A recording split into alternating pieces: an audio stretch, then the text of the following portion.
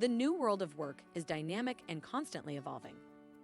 While we've come to understand some parts of the new world of work, there's still a lot for us to unpack. One of the most important pieces of adapting to the new world of work is understanding how change leadership skills and practices are evolving too. So let's start by looking at relearning and how this impacts change leaders in the new world of work. Relearning, at its core, is about replacing old habits with new ones. It's about shifting and pivoting your mindset to learn new behaviors that will serve you best for where you are in your journey.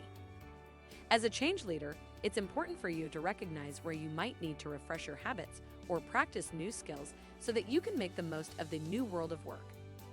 But keep in mind that replacing old behaviors doesn't mean that you try to forget them. Your old habits are part of your relearning journey as you fine-tune and enhance your skill set.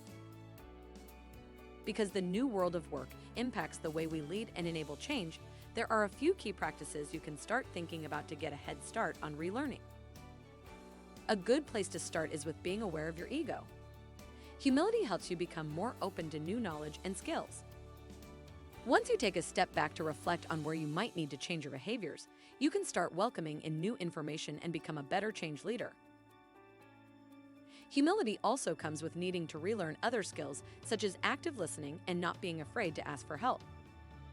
Self-awareness and being mindful of your ego is only the first step.